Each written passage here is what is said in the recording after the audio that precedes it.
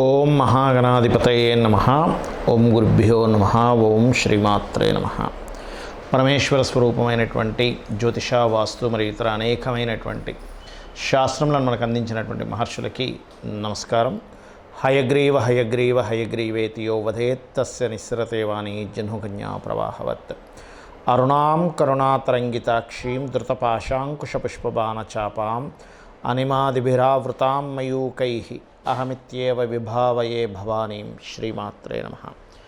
ప్రేక్షకులకి ఆ లలితాంబిక అమ్మవారి యొక్క అనుగ్రహం పరిపూర్ణంగా కలగాలని మనస్ఫూర్తిగా కోరుకుంటూ మనం ఈరోజు చెప్పుకోబోయేటువంటి టాపిక్ ఏదైతే ఉందో అది దక్షిణాయనము. మనకి కర్కాటక రాశిలోకి సూర్యభగవానుడు ప్రవేశించినప్పటి నుంచి ధనస్సు రాశి ఎండింగ్ వరకు ఈ దక్షిణాయనం అంటే 6 నెలల పాటు ఉంటుంది. అంటే కర్కాటకము, సింహము, కన్య, తుల, వృశ్చికము, ధనస్సు రాశుల్లో సంచారాన్ని దక్షిణాయనం అంటారు. ఈ సమయంలో పితృదేవత ఆరాధన, దేవతా ఆరాధనతో పాటు పితృదేవత ఆరాధన ఎంత చేసుకుంటే అంత మంచిది. శాస్త్రంలో ఆ లలితాం అమ్మవారే దేవతలకి పితృదేవతలకు కూడా శక్తినిచ్చేది ఆవిడే. మనం దేవతల్ని పూజించడము, అర్చించడము, హోమాలు, యజ్ఞాలు చేయడం ద్వారా ఎలాంటి ఫలితాలు పొందుతామో పితృదేవతలకు కూడా చేయాలని మన శాస్త్రము. తద్వారా ఒక్కొక్క లగ్నం వారికి మీరు ఎటువంటి దానం ఇవ్వాలి, ఈ సమయంలో ఏ రకంగా చేసుకోవాలనేటువంటిది చెప్తాను. ఒక్కొక్క లగ్నం నుంచి మనం ఇప్పుడు తీసుకుందాం. వృషభ లగ్నము, వృషభ రాశి. ముఖ్యంగా వృషభం వారికి జనరల్గా ఉండేటువంటి శాపము కానీ పూర్వజన్మ కర్మ కానీ ఏ రూపంలో ఎక్కువగా వస్తుంది అంటే గురు నింద లేదా గురు శాపము అంటారు. అంటే ఎందుకు? అష్టమాధిపత్యం గురువుకు రావడం వల్ల. అందుకే చూడండి, ఎనీ వృషభ లగ్న మీరు అడిగారనుకోండి, ఏమంటే మీకు మీ మాస్టర్స్ చెప్పేది ఇలా కాకుండా ఇంకొంచెం బాగా చెప్తే బాగుందనేటువంటి మీకు అనిపిస్తుంది కదా అంటే ఎస్ అంటారు వాళ్ళు. ఎనీ వృషభ లగ్నం వారు ఎవరో కోటిలో ఒక్కరికి మాత్రం ఎక్కువ ఇబ్బంది ఉండదు. అంటే ఏమిటి? ఇక్కడ గురువు అష్టమాధిపత్యం ఉన్నటువంటి లగ్నంలో వాళ్ళు జన్మించారు.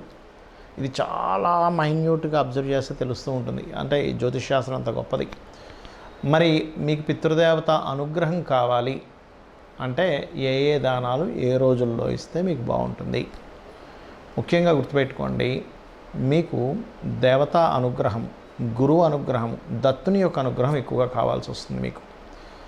మరి అలాంటప్పుడు ఏం చేయాలంటే పితృదేవత సంబంధించినటువంటి ఈ దక్షిణాయనంలో, ఉత్తరాయణంలో ఇవ్వకూడదని కదా బాగా అర్థం చేసుకోండి. ఈ దక్షిణాయనంలో స్వయం పాకంతో పాటు మీరు శనగలు దానంగా ఇవ్వండి.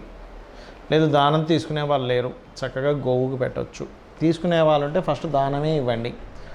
సెకండరీ ఆప్షన్ ఈజ్ గోవుకు పెట్టడం. ఎందుకంటే మంత్రంతో వాళ్ళు దానం తీసుకుంటారు, సంకల్పం చెప్పుకొని తీసుకుంటారు. అది చాలా ముఖ్యమైనటువంటిది. చాలామంది ఏం చేస్తున్నారంటే ఇవాళ రేపు అబ్బా వాళ్ళని తీసుకోమంటే తీసుకోవట్లేదు, డిమాండ్ ఎక్కువ చేస్తున్నారు, వాళ్ళని అడగాల్సి వస్తుంది, నాకు ఇదంతా ఎందుకు, నాకు ఈ దక్షిణ పెట్టడం, వాళ్ళని డిమాండ్ చేయడం ఇవన్నీ ఎందుకు, చక్కగా గోవు పెడితే ఆ ప్రాణికి కడుపైన నిండుతుంది కదా అనేటువంటి భావంతో గోవు పెడుతున్నారు. అందులో తప్పేం లేదు. కానీ వీలున్నంత మటుకు ధనం లేదండి, చాలా ఇబ్బందుల్లో ఉన్నాము ఇప్పటికే అని అనుకునేటువంటి వారు గోవు పెట్టండి, తప్పు కాదు. కానీ నువ్వులు మాత్రం ఎట్టి పరిస్థితుల్లో పెట్టకండి గోవుకి.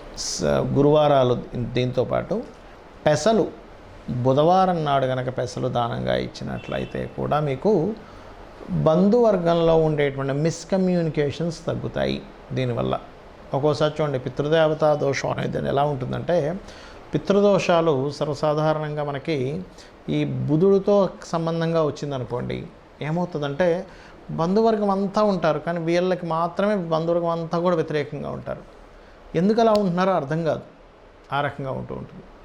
అలాగే మరొకటి ఏంటంటే ఇక్కడ గమనించుకున్నట్లయితే బుధగ్రహము మరియు గురుగ్రహంతో పాటు మీరు అతి ముఖ్యంగా చేయవలసింది ఏమిటంటే శని భగవానుడికి. ఏమండి, వృషభ లగ్నానికి శని భగవానుడు శుభుడే కదా అంటే శుభుడే, అందులో ఎటువంటి డౌట్ లేదు. కానీ పితృదేవత అనుగ్రహం మీకు కలగాలన్నా, పూర్వజన్మలో ఉన్నటువంటి పుణ్యం ఓపెన్ అవ్వాలన్నా మీరు శని భగవానుడి యొక్క ఆరాధన చేయాలి. ఎందుకు అంటే కర్మ, ధర్మ, కర్మాది యోగాన్ని ఆయన ఇస్తూ ఉంటాడు. కాబట్టి దానము శనివారం నాడు మీరు స్వయం పాకం ఇస్తూ మీరు నువ్వులు కూడా దానంగా ఇవ్వాలి, తెల్ల నువ్వులు.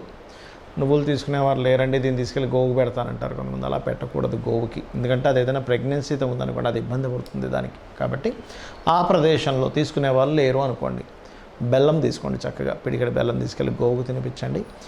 అది కూడా తినిపించేటప్పుడు ఇందులో కూడా పితృదేవతలు, దేవతల యొక్క అనుగ్రహం నాకు కలుగుతుంది అనేటువంటి భావనతో తినిపించండి. అన్ని విధాలా మీకు బాగుంటుంది. చాలామందికి స్వయం పాకము ఇవ్వాలి అన్నప్పుడు స్వయం పాకం విషయంలో చాలా సందేహాలు ఉన్నాయి. ఏ వస్తువులు ఇవ్వాలి, ఏ వస్తువులు ఇవ్వకూడదు పితృదేవతల కోసము అనేటువంటిది ముఖ్యంగా గుర్తుపెట్టుకోండి. స్వయం పాకంలో ప్రధానంగా బియ్యాన్ని ఇస్తారు. ఆ బియ్యం కూడా మీరు తినేటువంటి దానికంటే కూడా మంచివే ఇవ్వండి, లేదా మీరు తినేటువంటి బియ్యం ఇవ్వచ్చు. అంతేగాని చాలామంది తెలియక ఏం చేస్తారంటే చౌకబార బియ్యం ఇస్తారు. దానివల్ల తీసుకున్న వ్యక్తి కనుక ఇలాంటిది ఇచ్చారేంటి అనుకుంటే అది పుణ్యం రావడం పక్క పెడితే ఇంకా అది దోషంగా అవుతుంది. మీ దగ్గర లేవు, బాగా భేదవాళ్ళు, దట్ ఈస్ డిఫరెంట్ కేస్. మీరు అదే బియ్యం తింటున్నారు, అప్పుడు వేరండి, అదే ఇవ్వచ్చు, తప్పేం లేదు. మీరు తినేదే మీరు ఇవ్వచ్చు, తప్పేం కాదు. అలాగే రెండవది ఏంటంటే కూరగాయల విషయంలో కూడా రెండే రెండు కూరగాయలు ఇవ్వడం, అట్లా కాకుండా ఒక కిలోనో అరకిలోనో ఆ రకంగా ఇవ్వండి. తెలియక చాలామంది ఏంటంటే 2 బెండకాయలు, 1 వంకాయ, 1 మిరపకాయ అట్లా ఇస్తారు. దానివల్ల ఎటువంటి యూజు ఉండదు. కాబట్టి ఏంటంటే ఇవ్వండి. పొరపాటును కూడా ఉల్లిపాయలు ఇవ్వకూడదు స్వయం పాకంలో, గుర్తుపెట్టుకోండి. ఉల్లిపాయలు అస్సలు ఇవ్వకండి. 2 రకాల కూరగాయలు, తోటకూర, పప్పు, పెసరపప్పు, శనగపప్పు, లేకపోతే ఈ పప్పులు ఇవ్వచ్చు పర్టికులర్గా. అలాగే స్వయం పాకం ఇచ్చేటప్పుడు మీ యొక్క గోత్రము, మీ యొక్క ఇప్పుడు ఎలా ఉంటుందంటే తండ్రి గారు గతించారనుకోండి, అప్పుడు తండ్రి గారు, తాతగారు, ముత్తాతగారు పేర్లు చెప్పిస్తారు.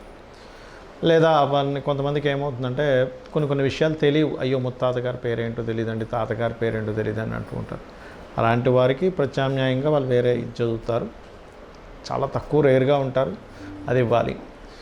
ఇక మరొక విషయం ఏంటంటే ఇందులో చాలామందికి ఇంకొన్ని సందేహాలు ఉన్నాయి. ఏమిటంటే ఏమండి మేము మొత్తం 4 అన్నదమ్ములం, మా అన్నయ్య ఆల్రెడీ ఇస్తున్నాడు, నేను ఇవ్వచ్చా, లేకపోతే మా తమ్ముడు ఇచ్చేస్తున్నాడు కదా నేను అక్కర్లేదా అని. అలా ఏమీ లేదు, గుర్తుపెట్టుకోండి. ఎంతమంది పిల్లలున్నా వేరే వాళ్ళు ఆ యొక్క దానాది కర్మలు చేస్తున్నా మీరు మాత్రం ఇవ్వండి.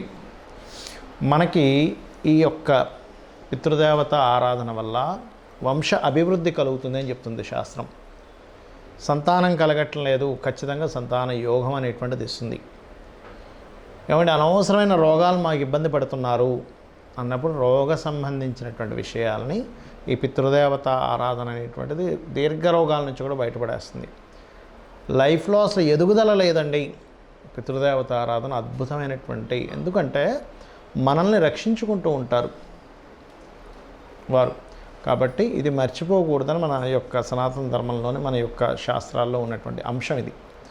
మనకి ఇదేదో ఈ మధ్య కొత్తగా వచ్చింది కదా, మన రామాయణ మహాభారతాలలో కూడా భీష్మ పితామహుడు, అదేవిధంగా రాముడు, వీళ్ళందరూ పితృకర్మలు చేసినట్టు ఆ యొక్క దర్భల మీద ఆ యొక్క పిండములను పెడుతున్నటువంటివి మనం చాలా చూస్తూ ఉంటాం రామాయణ మహాభారతాల్లో కూడా. అంటే ఇదేదో ఈ మధ్య కాలంలో ఏదో వచ్చింది అనుకునేటువంటిది పూర్తిగా తప్పు, గుర్తుపెట్టుకోండి.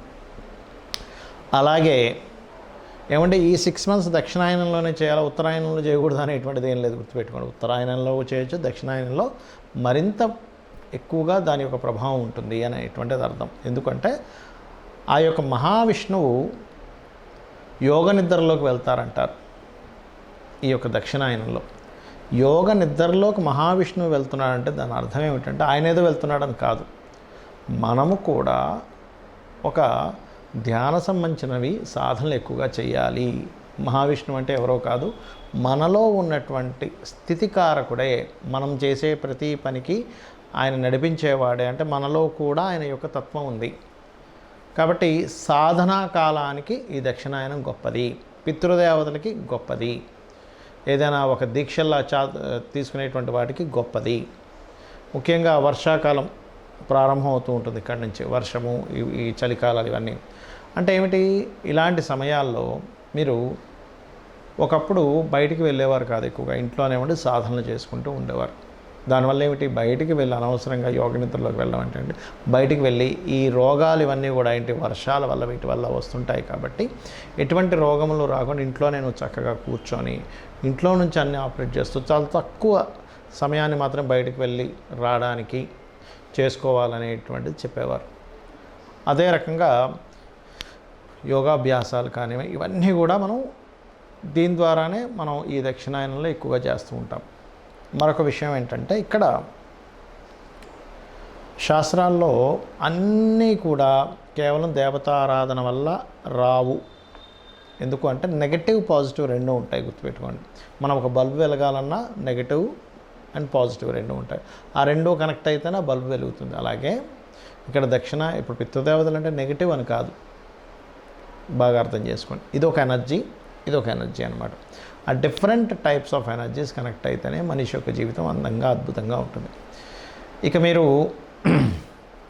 ఈ పితృదేవత సంబంధించిన విషయంలో మరికొంతమందికి ఏంటంటే ఏమని మాకు ఆనవాయితీ లేదండి అంటూ ఉంటారు. మా తాతగారు మా నాన్నగారు వాళ్ళు ఎప్పుడు ఇలా ఇవ్వలేదండి, మేము ఇవ్వచ్చా అని అడిగే వాళ్ళు కూడా ఉంటారు. ఎక్కడా కూడా మీరు ఇవ్వచ్చా అనేటువంటిది సంశయమే లేదు. 100% ఇవ్వాలి. వాళ్ళకి తెలియక ఇవ్వలేదు, వాళ్ళకి తెలియక ఆర్థికాలు చేయలేదు, వాళ్ళకి తెలియక ఆ యొక్క నాలెడ్జ్ లేక చేయలేదని మీరు అర్థం చేసుకోండి. అంతేగాని దీనికి ఆనవాయితీ అనేటువంటిది ఉండదు. కొన్ని చూడండి, కొన్ని పూజలు కొన్ని ఏం చేస్తారు, కొన్ని నోములవి మాకు ఆనవాయితీ లేదండి అంటూ ఉంటారు. కానీ ఈ విషయంలో మాత్రం అటువంటిది లేదు. ఖచ్చితంగా ప్రతి ఒక్కరూ చేసుకోవాలి. నేను చెప్పినట్టు చేయండి. ఈ యొక్క సమయంలో దక్షిణాయనంలో గోసేవ ఎంత చేస్తే అంత మంచిది. గోశాలకు వెళ్ళి గోవులకు తినిపించడము చేస్తే అంత మంచిది. శ్రీమాత్రే నమః.